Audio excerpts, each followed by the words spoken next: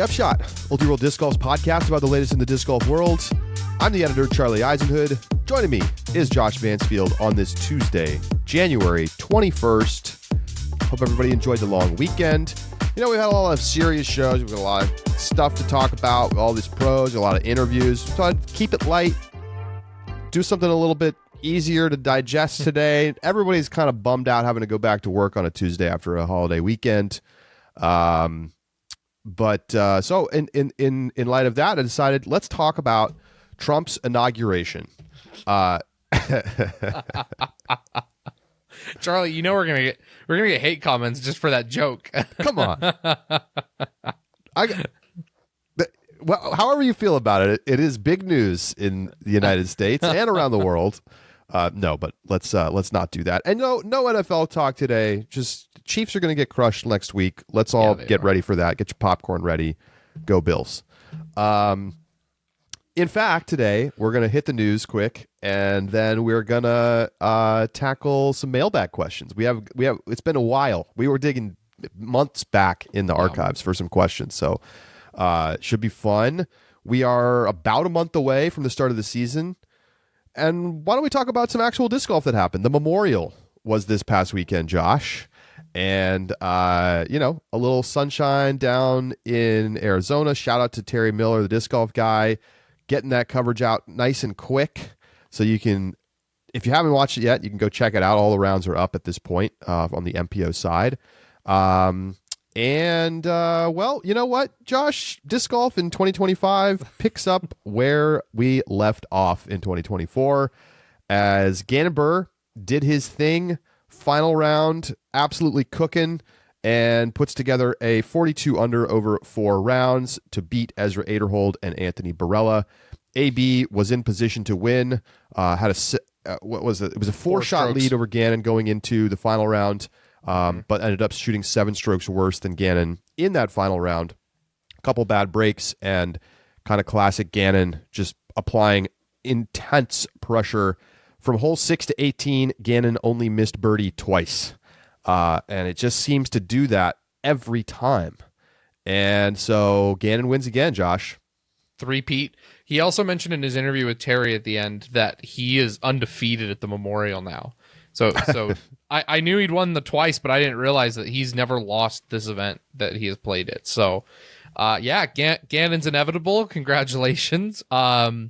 Someone give him the Player of the Year award now, and let's just talk football. Like that's what it feels like. He beats out, and the hard part, Anthony Barella is after last season. If it had been last Memorial, then I would be saying, typical AB, right? Like that's the reaction. After last season, I'm saying, typical Gannon. Sorry guys, like I don't know how many strokes you need, but it's a lot. It's more than 4 apparently is the answer. What did he catch Ricky on last year at the Pro Tour Championships? It was like 6, 7. Let me put it this way: I think you need double digits going into the final round on Gannon if you want to feel comfortable. So. That's my new number, I think, at this point, because otherwise it just doesn't matter. Who can handle the pressure? Like week in and week out, Gannon is going to apply pressure in the final couple rounds. He's typically going to be within striking distance. And I know it's a Memorial. It's basically a preseason tournament. We don't need to get too hyped up about it. I don't think this means that, AB's not going to have a good year or anything like that. But, AB in the comments on Gannon's victory Instagram post said, "Great shooting, brother. You're lucky I'm cursed at the Memorial." And there were some bad breaks, right? He got a tree kick that was no good. But I don't know. It's like 4-shot lead. Lose by 3. But that is just what Gannon does. Yeah. And people are already talking about, is Gannon going to win as many tournaments as he did last year? And what's holding him back? Like Gannon didn't even play that great.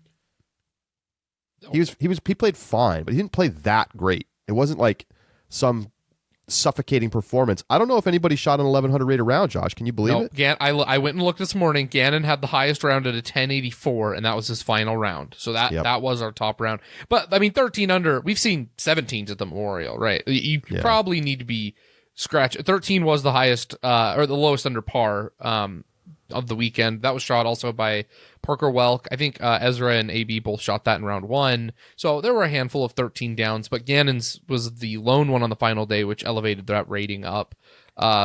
You've got to put 15 to 16 if you want to hit the 1100 rated round. I thought, good signs from players that you would expect to play well here. Ezra Aderhold looking pretty good. As we know now, back with Discraft. AB looked totally fine. Eagle, you might like to see a little bit more from Eagle, but certainly not bad. Ricky that's a nice played start. fine. Parker Welk played good. Listen, I'm just not. The hype train around Parker Welk last season was so high. I need to see more than the Memorial before I'm willing to buy a ticket back to that train, everybody. I'm sorry. He's a good player, but he's only 1023 rated, right? And he's from Arizona. It's good performance. Good performance from Parker. I need to see more before I'm buying my ticket. Of course. Yeah. I don't think we need to get all hyped that he's going to win Pro Tour event again. Right. But that spiraled quickly last season. Big separation for most of those guys. Nick Newton shooting well. 30 under at 1007 rated. FPO, Jen Allen just destroyed everybody. Easy money. The field. Kale in MP40 shot 30 down. Easy win. He would have been 7th in MPO. So he probably won more money winning MP40 than he would have been 7th in MPO. So there you go. That's the breakdown from the Memorial. We're getting back at it, and we got the tour down under going on down in New Zealand, which feels like it's going to become a thing. Maybe it already is a thing. Cool to have some off-season stuff that's not forced silver events from the Pro Tour. that count towards the Pro Tour Championship. Yeah. I mean, there was a lot of too big too soon from the Pro Tour, right?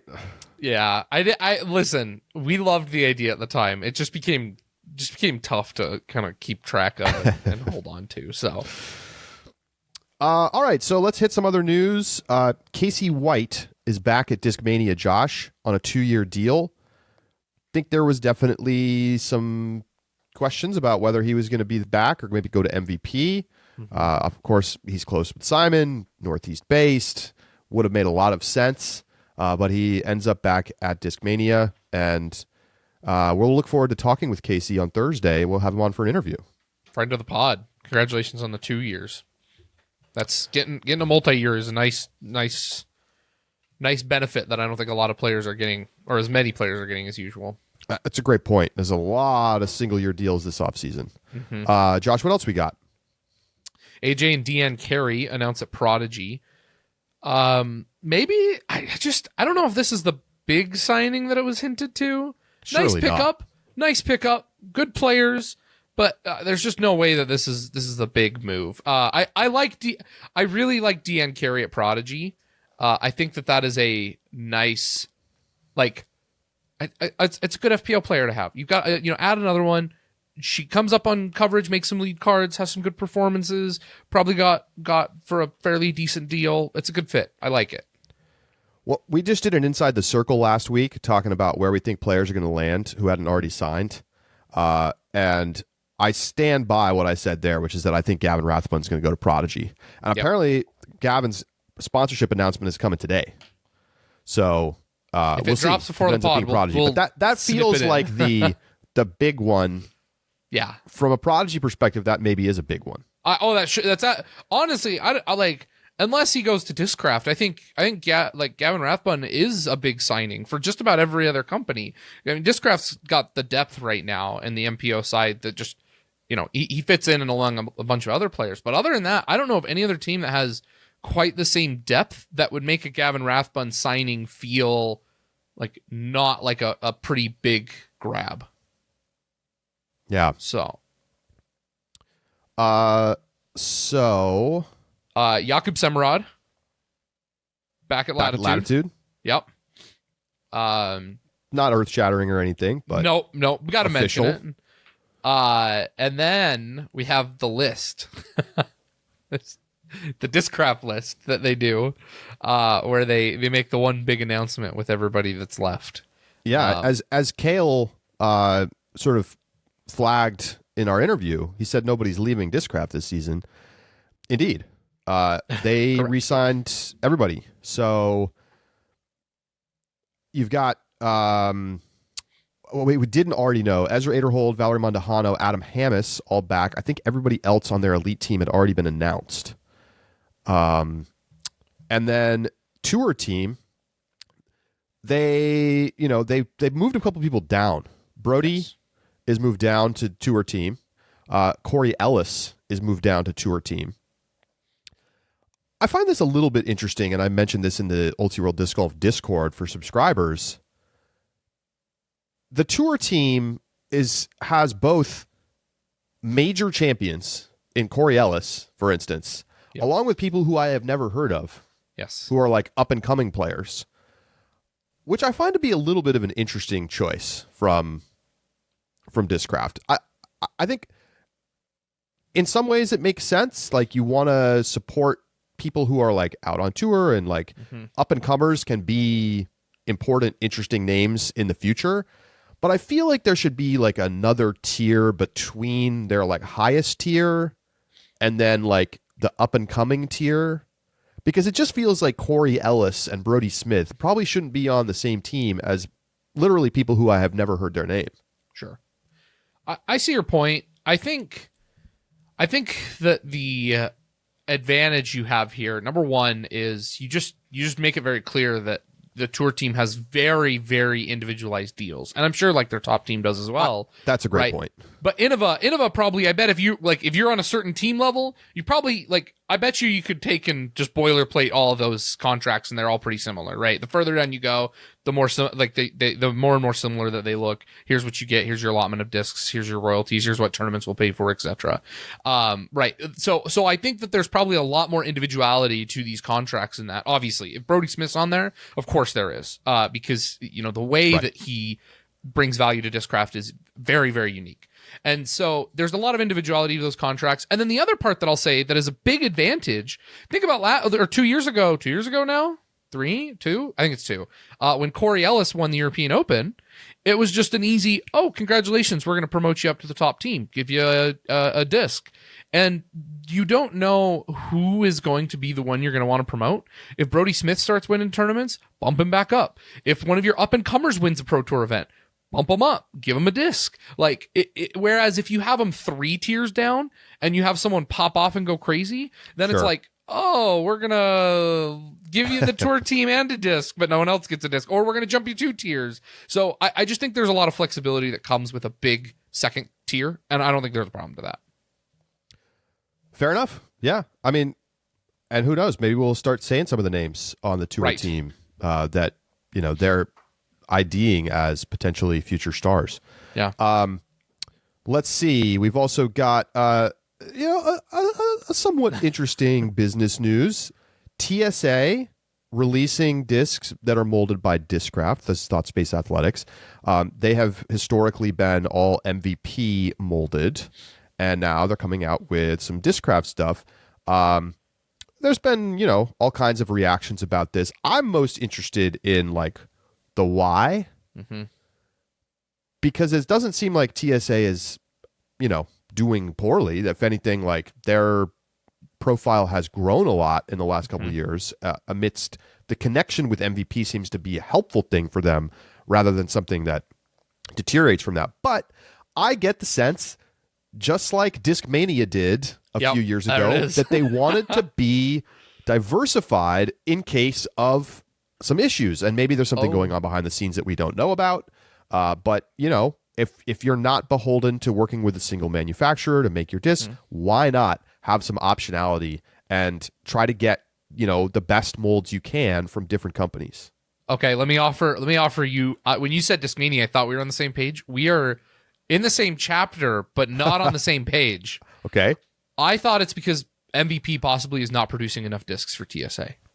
I mean, that's definitely possible. Because listen, MVP's doing great, and they're pumping out plastic, and there's always complaints about MVP not having enough on the shelves. Maybe they decided to reallocate some of their manufacturing power to their brands and say, sorry, TSA, here's what your budget is. Like, this is the number of discs you're going to get moving forward. Which, of course, is literally what happened to Discmania during the pandemic. Right. You said Discmania, and I'm like, oh, yeah, Charlie and I, like, one mind here. But I mean, both things can be true. Yes, it's two sides of the same. It could be two sides of the same coin. Absolutely. Yes. I haven't seen. It may well be worthwhile for us to have someone from ThoughtSpace on. Love to. I don't really know who their like figurehead is, but I would love to have somebody on. Yeah, because I'd love to talk to them about this. And they may not be honest, and I would understand if they just said some boilerplate stuff about it, because we'd still have you on. Clearly, they're going to be working with MVP still, right? Because it says additional partner. Yeah, but I think it's like, it's always interesting. Like, if you're a third party and you're doing white labeled stuff from another company and you start to be successful, they may decide that they want to do what you're doing and they want to have that capacity for themselves, or they want to make that disc for themselves, and they may pull back. If nothing else, even if everything is perfectly fine, having the option to be better prepared for something that comes down the line would make sense. Well, and TSA's big thing about jerseys, right? Like, if they could get jerseys with Discraft team players and be a part of that, like, it makes sense. It makes sense for TSA to build a relationship as far and wide as they can. I will say ThoughtSpace is a great example of like why having cool stamps actually matters. Yep. Stamps have a lot to do with people's excitement about a Frisbee. They sure do. Speaking of good stamps, Charlie, Big Germ, his tempo. Listen, I don't throw a tempo, and I'm very picky about that slot, that like zone slot. Okay. Very picky about it, and I often find myself dissatisfied with that slot. I probably will not throw a tempo, but I am very disappointed because of it, because I love this Big Germ disc with the dragonfly on it. Looks great. Well, and how about this new plastic, like the glow thing they got going on? Yeah. So it's like a particle glow, they're calling it. So it like has little specks that look like stars that glow more than the rest of the disc, which still glows. So cool. They've been on top of the glow game for a while. I feel like they kind of pretty clearly have been the number one glow company. And this does feel like a genuine, interesting innovation that I'm sure we're going to see other manufacturers follow suit. Definitely. But what was interesting to me, let me just read this. Blah, blah, blah, blah. It's one part color glow and another part a field of glowing particles. It has to be seen to be believed. Particle Glow Proton was the result of a lot of R&D at MVP HQ to keep pushing glow technology forward. Our work isn't done, but the results speak for themselves here. Wow. So they feel like there's more to come in the glow department. Listen, Particle Glow Proton, Particle Glow Pyro. That there aren't many things that like I'm like you're gonna buy my that, money. aren't you? Oh, so fast. There are not many things disc wise these days that make me go take my money. That's one of them. You pop that out in a pyro, and I will be buying it so fast, no hesitation. So yes. All right, so that's I believe most of the news. We're gonna take a quick break. When we come back, mailbag time, starting off with reactions to our conversation last week about the new Climo disc golf line. People disagree. Let's just say that. We'll be right back.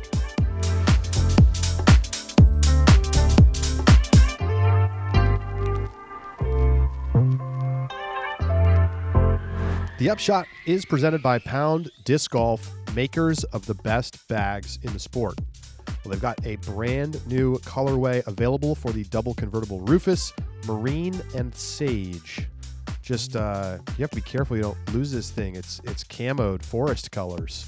But if you don't like that colorway, you can always design your own pack exactly how you want it.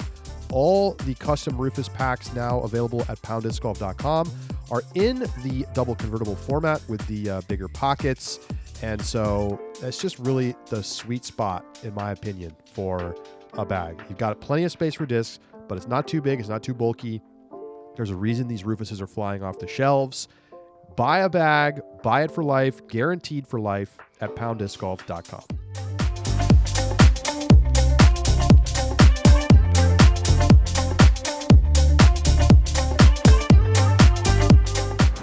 Welcome back to the Upshot. YouTube watchers, apologies. This is the last day of the bad camera problems. I hope. We hope. Unless it's some other bigger issue that I have to solve. But new camera is arriving today. I was hoping it would get here, but with the holiday yesterday, it didn't get delivered. So let's get to some mail. We talked about the Climo disc golf line on last Thursday's show, and I wanted to get to some of the reactions in the YouTube comments. 55 comments. It was a heavy comment section. So Road Trip kicks things off with, your Climo take might be the worst you've ever had. Okay. Let's get into it. We had some people really share their thoughts. I think it's fair to say that Josh and I are like a little skeptical about the potential like long-term business value here. But maybe we said some things that just inflamed people more than necessary. But let's read some thoughts here. So Michael says, I was surprised by the Climo takes this episode. I don't feel like this is any more a cash grab than the existing trends and high-priced special edition discs. In this landscape, this is an awesome move by Discraft. It's not every day you get to align a good deed with your ultimate goal of making money. I think this is why MVP is so successful. They respect their product and customers. That stands out in a market where manufacturers just kind of do whatever they want, and customers have to hope their preferred disc is chosen for the latest trendy push and is produced to a decent and reliable standard. P.S. Fantastic interview with Jeremy. He's a great representative for the sport. I'm excited for his new deal. Josh, you want to share any thoughts on that, or should I keep going? Let's just hit the. I'll read them all, and then we can discuss. Let's read them all because there's different points to each of these. So Finch said, I bought the Climo discs, 2 of each mold, purely to appreciate his influence on the sport and history of his name. I agree they aren't flashy and seem basic, but regardless, Climo exclusive discs at this point in disc golf history is historic. And finally, a long one here from Christian. He says, I'm a fan of the show and everything you guys do, but man, those takes on the Climo brand were rough. Why wouldn't Ken want to recreate some of his favorite and most used discs? The KC AVR Rock and Wraith are fantastic tried and true molds. I don't think Discraft produces anything like them, so I wouldn't see why any Discraft pro wouldn't want to add them to their bag, especially any former Innova pros like Barella, Macbeth, Hamas, etc. I'm not sure what everyone was expecting him to produce. I think it would be more weird for him to make a bunch of very unfamiliar molds, especially since he is using a very unfamiliar plastic to him. How do these look like starter set discs? How can you say that the plastic doesn't look like it's going to be good just from a couple product photos? They look very normal in the photos, in my opinion. I don't think this initial release needs to be some swirly metal flake, glow halo, ESP, whatever. It looks fine, and if it feels good, then it will sell. I think Ken and Discraft's goal with this initial release was performance, not flashiness. The prototype stamp isn't my favorite for sure, but I don't think it looks terrible. I think it's really hard to criticize discs so harshly purely on a couple of product photos. At least they are showing profile photos of each mold, unlike a lot of companies. That was a new addition, and I do appreciate that. I wish every company did that. Anyway, just wanted to stick that in there. I'm a pretty loyal Innova thrower. I think other companies make great molds and great feeling plastic, but I've never really been interested in throwing Discraft or any other brand of plastic. This Climo release has me interested in picking some up, even though it isn't produced by Innova. I'm sure there are plenty of other people that feel the same way. I love supporting Ken, and these molds seem to be inspired by some of my favorite Innova molds. I don't think this is a cash grab whatsoever. I think it's finally giving Ken the opportunity that he never got to take. I think shunning him to a commentator-only role would be doing him a disservice. He knows what makes a good feeling disc, and I think he finally gets the chance to show the disc golf community that. Josh, your thoughts? Yeah. The first thing I'll say is I think that people are right that cash grab is not the correct term, especially because of the association. Like I think Michael makes a good point, right? It's like Discraft seems like they're doing a good deed here, and the negative connotation of a cash grab in that sense it was probably poorly stated. So I appreciate that, and I think it is a good point. I still have like there's this like caveat in all of these emails that said, well, I picked him up because of his influence, because of Ken's influence, because I want to support him. And the problem that I have still in the long-term question of this deal is that given when he played and the burgeoning of the sport underneath COVID, is that the right use of that word? What, burgeoning? Burgeoning? Yeah. I said it, now I don't feel like I'm right. Yeah, you mean to be getting bigger, right? Yeah, okay. Growing. I said it and I panicked for a minute. Anyway. Listen, I got enough hate after the last episode. I got to make sure to, cross my T's and dot my I's, man. Listen, I always say if people mispronounce a word or they use a word in a weird way, it probably means that they read a lot. Yeah. So I always take it as a sign of intelligence rather than somebody being dumb when they mispronounce a word or something like that. I like that. I do read a ton. Anyway. So the issue is that the influence of Climo, I think, is like there's a gap as to how much influence Climo has over an incredibly important population of our disc golf community that came during the explosion of COVID. And with that, it's so funny to me that Christian says, I think shunning him to a commentator only role would be doing him a disservice. I think the issue is that everybody wants him in the commentator role. I wish Climo's been commentating for the past decade and has been influencing the sport and talking about how it's continued to evolve and change and has been in there and then does collaborations that are both as a commentator and as a player, and developing discs. That's what I wish he's been doing. But instead, he walks away. You don't see anything from Climo. I started playing disc golf in 2015. So that is when I joined the sport. This is my decade of disc golf, right? I know who Ken Climo was, and especially being a part of the Upshot, my understanding and knowledge of him grew exponentially. But I didn't see a single thing from Ken Climo. I met Ken Climo before I saw him in a video of any kind. Commentator, you name it. And so to say this is going to get people like me, who's been playing for a decade, I'm not that interested in picking up discs that he never threw, and now that are just discs that Discraft just went and copied and gave him the same ones that he had before and throws it in. And the other part is it's he knows what makes a good feeling disc. Well, he knows what it felt good to him when he played for 12 world championships, but I wouldn't say that Josh, you're doubling down. I'm doubling down. I still don't think this is the right business move. I think the question is, can he be the Jordan brand and be cool? Maybe not.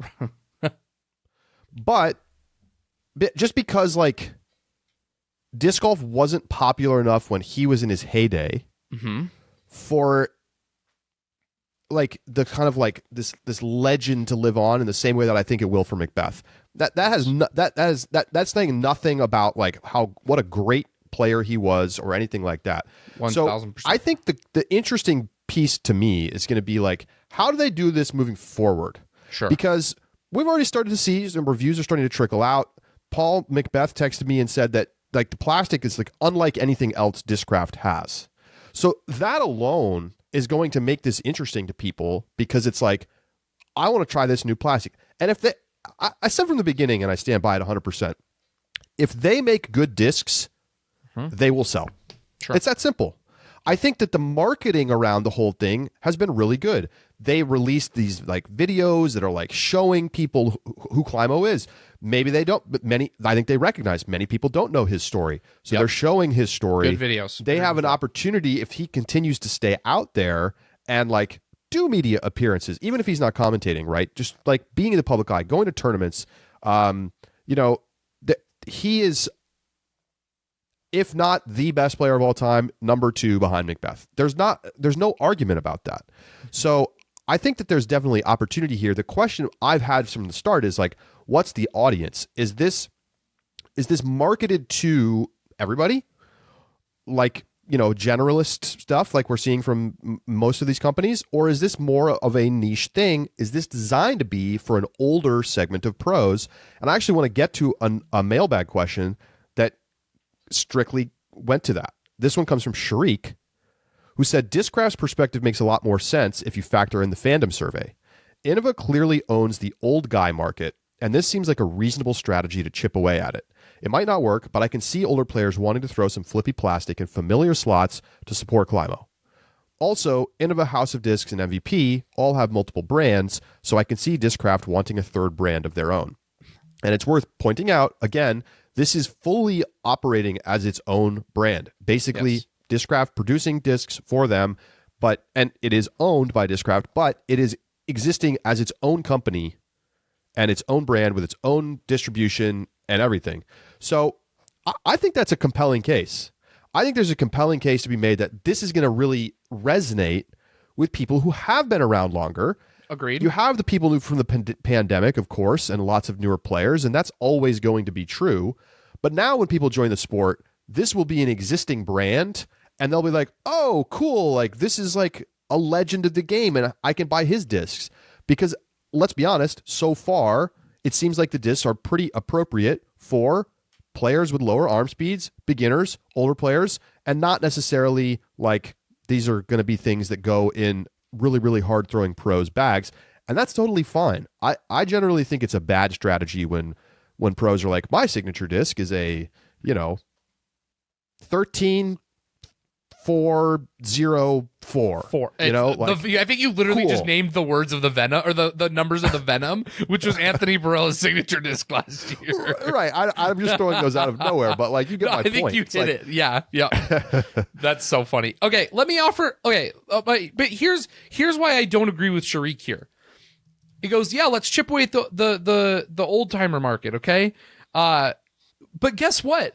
Innova and Discraft's market share, or Innova's market share, has been decreasing year over year based on when players started playing the sport. And so if you look at the demographics of the fandom survey and pull the favorite manufacturers of respondents who started playing disc golf in a time frame, if you start with people who played pre-2000, that would be 44%. This is of people who name Innova as their favorite. That goes then 2000 to 2014, 33%, 15 to 18, 27%, 19 to 21, 22%, 22 to 24 is 19.8%.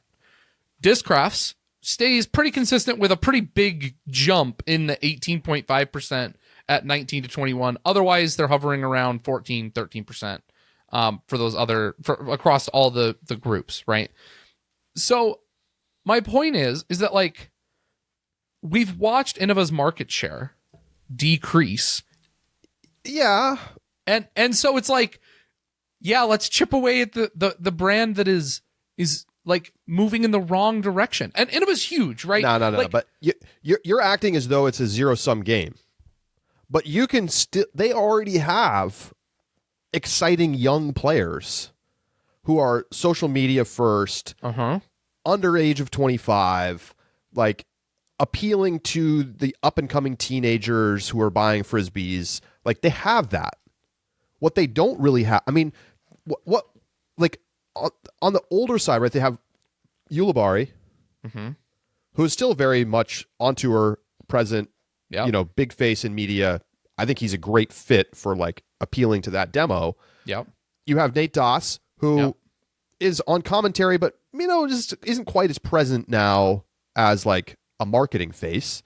I mean, and they have some other guys who are on the Icon team who are like a little bit on the older side. Obviously, they got Kale. Yep, they got Kale, and now they have Climo, which I do think opens up like more appeal to a big demo, which is like people over the age of 40, let's say. They can still sell Frisbees. That number, right?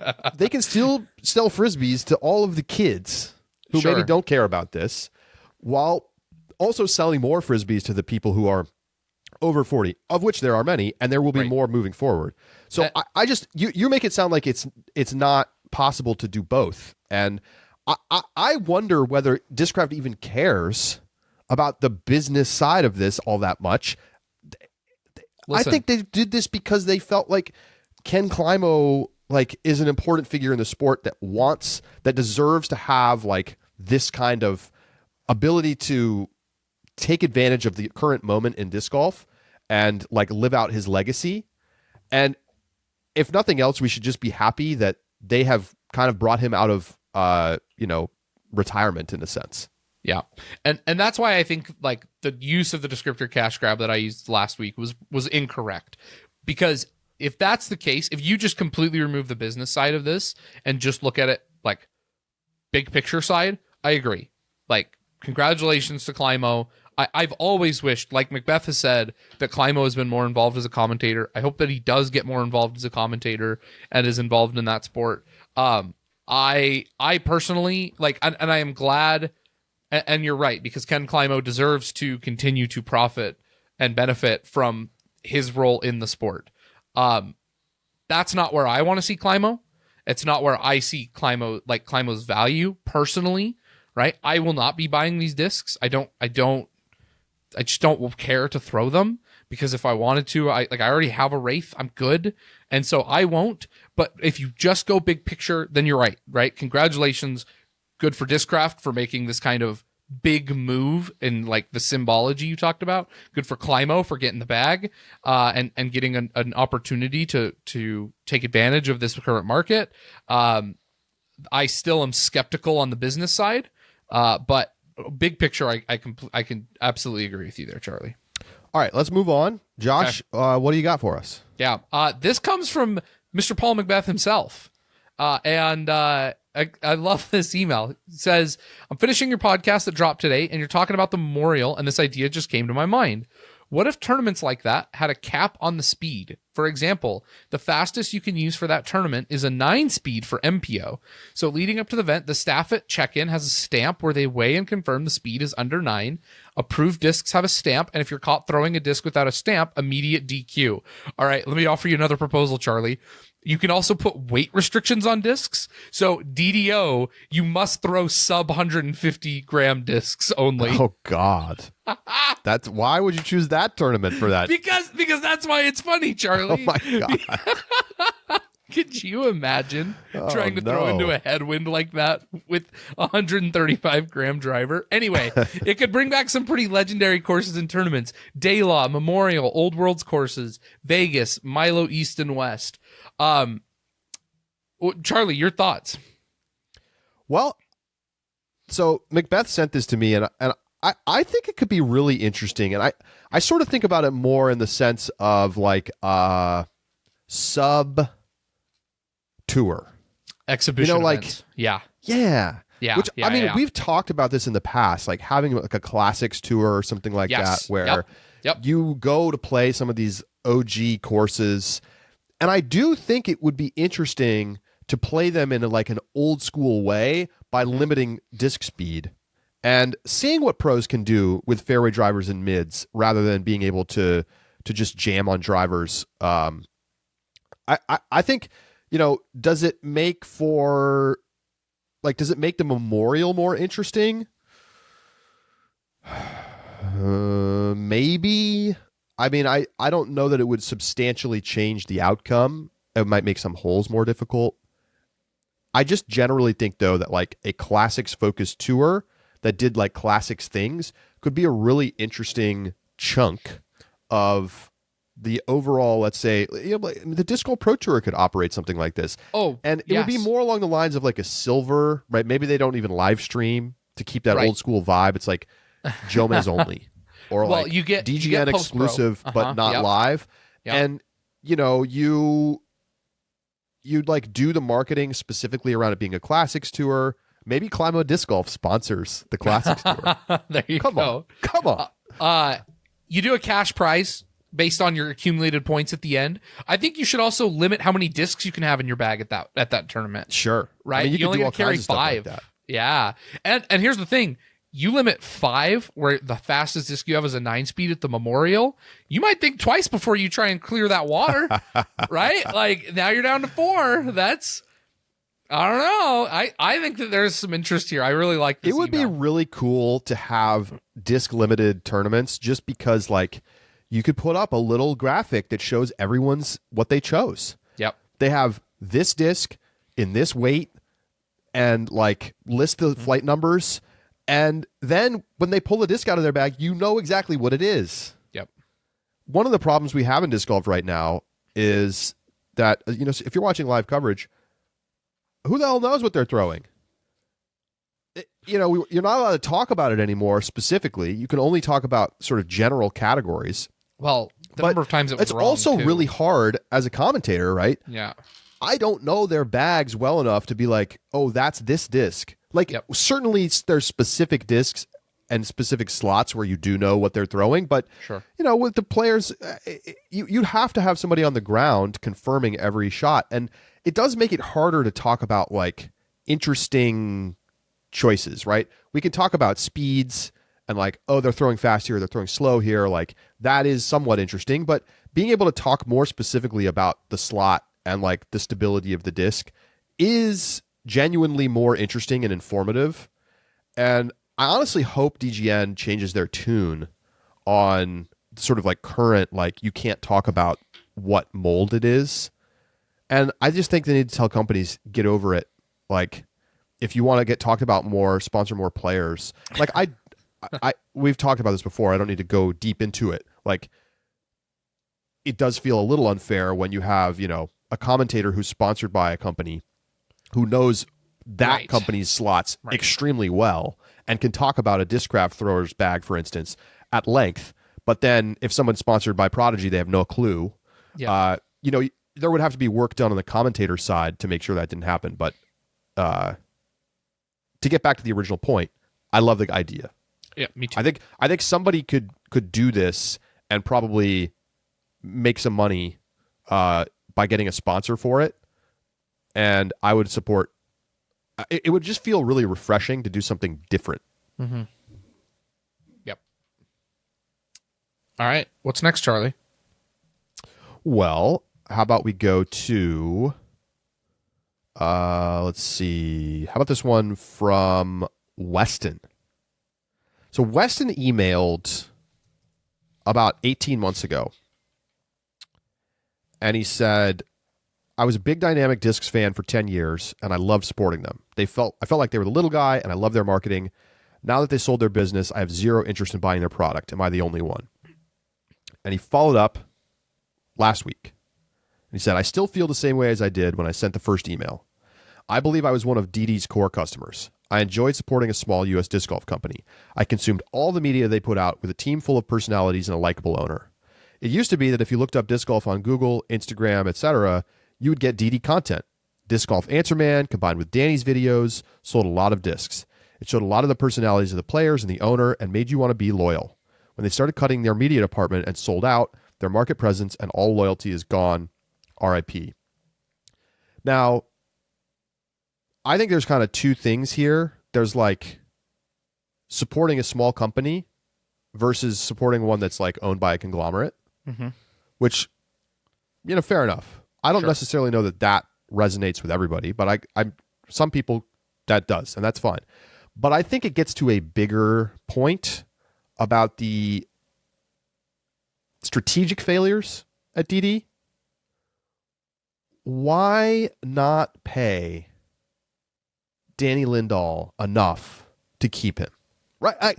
I don't understand. I didn't understand at the time, and I don't understand now. Like, if the guy's like, hey, I need to make X more, or I can't make it work, I need to support my family, and I'm going to go do something else, and they said, okay, walk. Why? Like, did they not identify how much value he was bringing to their brand? I feel like when I started at 2016, Old Hero Disc Golf stuff, they were killing it in the media game. They were like so present. They had the podcast, they had the videos, they had this, that, they had all this, beginner content. And that has all just gone completely away. And now it feels like the brand is hanging on for dear life.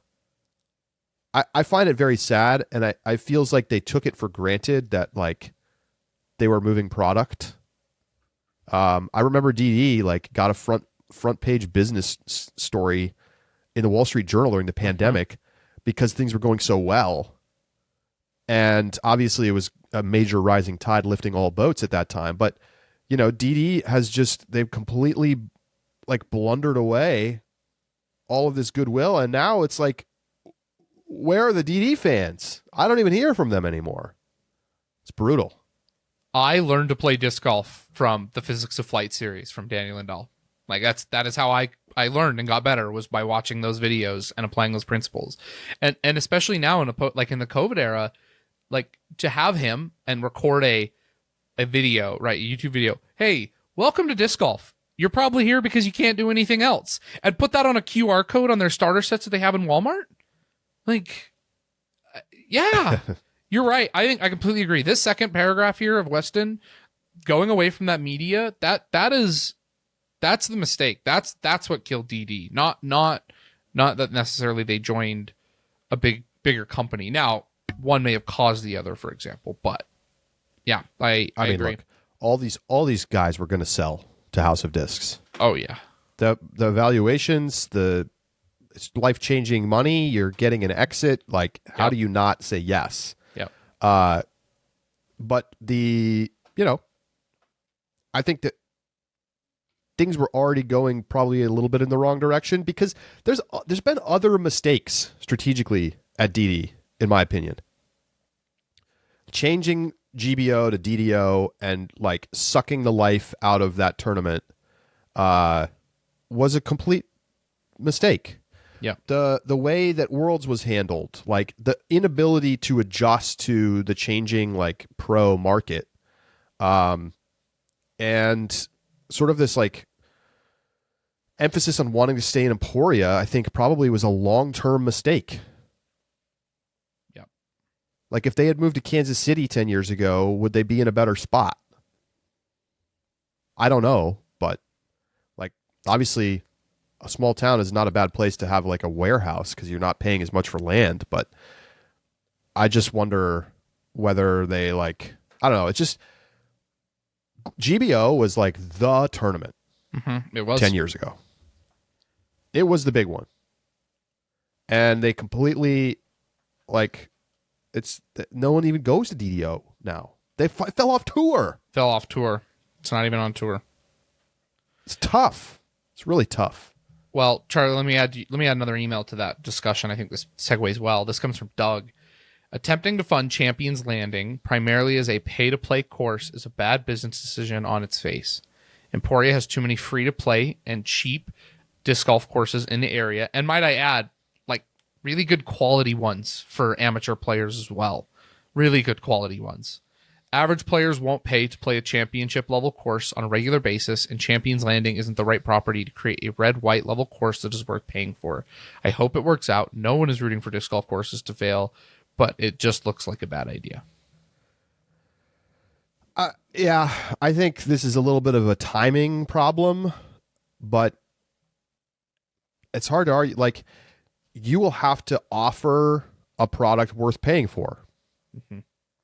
And you're also offering it in a tiny town. Like, can you get people to come from out of town to play? If not, I don't know how you make it work. I mean, what's the population of Emporia? I think I'm looking it up. It's 24,000. 20,000? Yeah. I mean, even if half of them play disc golf, you're still like, it's a little sketchy, and there's no way that half of them play disc golf. That's a massive overestimate. They're not connected exactly. I mean, obviously Rusco is trying to do this Champions Landing thing, and Rusco founded DD, but Rusco no longer owns DD. Champions Landing is not owned by Dynamic Discs, but I don't know. It just feels like we've seen a lot of smart, talented people leaving DD and other House of Discs brands. I mean, look at Dana Vici going over from Discmania to this new Climo disc golf brand. Like, when are you going to start? You got to stop hemorrhaging. Thank you, people at some point, and start to like invest in the people who make your brand successful. Yeah. Yeah. Anyway. How about this one, Josh? Anson says, I wanted to weigh in on the podcast discussion around Ezra Robinson's new signing and his logo. I work in marketing. I am uniquely interested in the business and personal branding side of disc golf. Anson says, this is a great signing for Discraft. Ezra is a fun player with personality, and he's good. 11th in overall points. Plus, it's a good fit. He mentions in the video, Discraft was the first company he reached out to inquiring about sponsorships as a junior player. I love the logo, top tier. As Josh said, anything that isn't just stylized initials is cool. And this one has a good-looking, unique design. I instantly get the pirate part of the logo. Maybe not the peach part, but that's okay. People in disc golf will probably know. In branding, two things are really important. Distinctive brand assets and mental availability. These are just fancy marketing terms that mean your stuff stands out and being memorable so that you come to mind quickly. This logo has both of those. It's distinct, different than everyone else's, and stands out as cool looking. The alliteration of Peach Pirate combined with a unique logo makes it instantly memorable. His explanation of the logo, being from Georgia, hence the peach, and the pirate having an affinity for the sea and all its moods, is totally valid and works. Can you make fun of it? Sure. But that's actually good. It makes it even more memorable. If you immediately think of other contexts and double entendres when you hear Peach Pirate, you've now given double your memory capacity to Ezra Discraft and his logo. In marketing terms, that's pure gold. So congrats to Discraft and Ezra for making something memorable. I predict Ezra improves this year. Give me the over on him finishing above 11th at the end of the 2025 season. I think that's a good bet. Listen, I agree. I definitely agree with this take.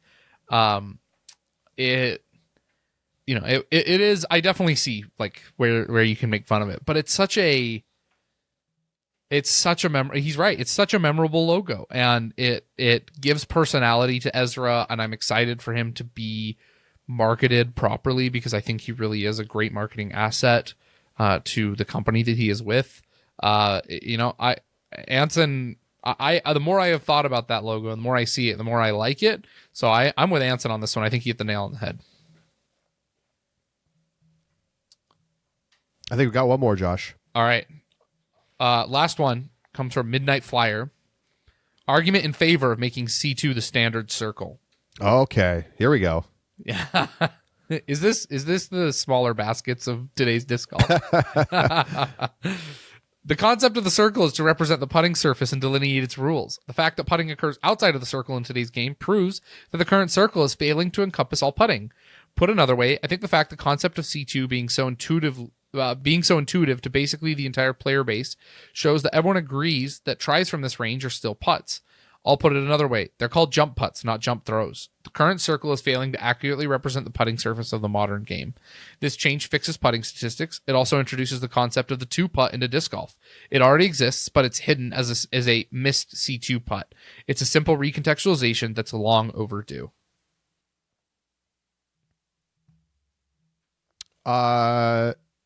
Listen.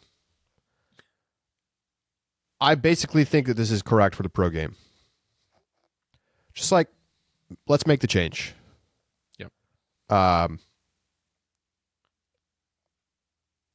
think the impact of doing this is that people's overall putting percentage is going to go down a little bit.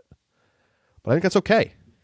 I think it's reasonable to expect professional players to be able to hold their footing and putt more traditionally on what has become a much more reachable range. Like, people are hitting, in some cases, over half of their like step and jump putts from 40 feet. Mm-hmm. It seems like we should make the change, especially when there's a lot of questions about the legality of such putts and a really hard time of actually enforcing whether that's true or not. And I get the arguments. People are like, well, now the bang bang question mark jump step stuff is going to happen from further out. Okay, I don't really care if it's from 75 feet. It's much less impactful when we're talking about a make rate of 10% rather than the 50. Yep. So I just think this change is would be adapting to the modern game. And I really don't understand what the downside is. Like, what we really need is more clarity around putting percentages from different windows, like inside of 10, 10 to 15, 15 to 20, 20 to 30, 30, whatever. But that's like a statistical question more than anything else. But again, I just think when pros are happy to be at the edge of the circle instead of at 31 feet, I think you have a problem. And people are not going to be happy.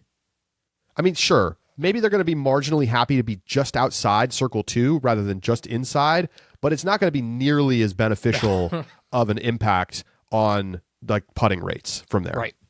I also like the idea that players are forced to adapt a putting style to one that includes range, because let's be frank, from 30 feet at this level of the game, all you're really doing is like, the best, like, put it straight of the basket, right? And the consequences of missing from 30 feet just aren't high enough in disc golf right now. And so I think from distance, it gets interesting because the way that you want to put more distance on a traditional putt creates jeopardy in terms of like what your comeback looks like. And it changes, I think, the strategy and dynamics of putting drastically when players are forced to develop a putt that is as functional from 15 feet as it is from 66 feet. Yeah, so let us know your thoughts on that, folks. Send us an email, upshot@ultiworld.com. Josh, I have breaking news. Oh, okay. Gavin Rathbun signing with Prodigy. Hey, we called it. Prodigy Disc is proud to welcome Gavin Rathbun to the 2025 core team. He's played in 260 career events, winning 42, 96 podium finishes. He's the 2016 U.S. Amateur champ. And so, yeah, he won the DGPT Comeback Player of the Year award. I'm not surprised, but I think it's a great fit for both sides. Yep. Great. This is might be one of the top value players outside of Ezra. Man, if he has a big year, we're going to be doing it again. Prodigy back from the dead. How long is the deal? Does it say? It does not say. Okay. All right. It does because I was wondering Normally, if he has a big if it's year. multi-year, they say it. Yeah. So I would assume it's a 1-year deal. If I was Gavin, I might even want to bet on myself and make it a 1-year deal. But it does not say. Congratulations to Gavin. Yeah. I mean, it was kind of crazy he didn't get sponsored last year. Oh, it was. Yeah, absolutely. I think this is a great fit. So we'll see how things go for Gavin Rathbun this year. That is going to do it for today's show. Thank you so much for tuning in. We'll be back on Thursday to break down more sponsorship news. The final pieces seem to be falling into place this week. And we still kind of await the one question mark, which is like, what's going on with Ricky? Is there fire behind the smoke? So we shall see. Appreciate everybody tuning in. You can always email us, upshot@ultiworld.com. Give us a like and subscribe over on YouTube. Rate us wherever you get your podcasts. And we will talk to you on Thursday right here on The Upshot.